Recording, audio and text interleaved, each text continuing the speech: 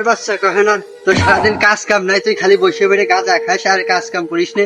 আমার সারাদিন কাজ কাম করতে করতে আমার জীবনটা তেজপাতা হয়ে গেল, আর তুই গাঁজা খাস। তোর এত বড় আমি খাবো তো, তোমার কি? আমি খাবো। তুই খাবি কে? তোর টাকা দেখি তুই খাবি কে? তুমি খাও, তোমার বাড়ি খাও, তোমার বাড়ি আমি থাকবো না। তোর খাওয়ার কিছু না কই আমি আর বাড়ি যাবো না, আমি আজকে তোর বাড়ি যাবো না, বাড়ি থাকবো না, তোমাকে বাড়ি তোমরা থাকোগে। বন্ধু বন্ধু তোকে বাড়ি আমার কদিন থাকতে দে বন্ধু। বন্ধু মার সাথে বেজার করে বন্ধু বাড়িতে বাইরে চলে এসেছি বন্ধু। মানে আমি একটু মানে তো বুঝিসই আমি ওইটা খাইতে, মানে এই জন্য আমার রাগ করছে, আমি চলে এসেছি। বন্ধু তুই এটা ভুল করছিস বন্ধু, তুই তোর মার সাথে খারাপ ব্যবহার করা তোর উচিত নাই।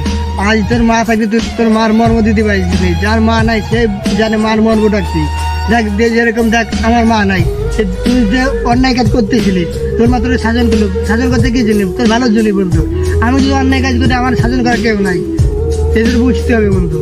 তুই তোর মাথার এটা খারাপ ব্যবহার করতেছিস। মা এমন একটা জিনিস যে তুমি যত তুমি তাদের অন্যায় করো বা খারাপ করো, ঠিক আছে, দিন শেষে সে তোমার বুকে টেনে নেবে। হ্যাঁ বন্ধু তুই ঠিকই বলছিস, আমি আমার মার কাছে ক্ষমা চাবো। মা কিরে মানে পাঁচ হাজার দিস কি হয়েছে? আমার ভুল আমি বুঝতে পারছি, আমার ভুল হয়ে গেছে সত্যি, আমার আপনার সাথে এরকম আচরণ করা উচিত হয় নাই।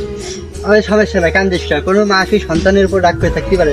চল কান্দা লাগবে, চল বাড়ি চল, বাড়ি চল তাড়াতাড়ি। মা দিবস উপলক্ষে সকল মায়েদের প্রতি এসকেডি ফান অফিসিয়ালের পক্ষ থেকে শুভেচ্ছা ও অভিনন্দন।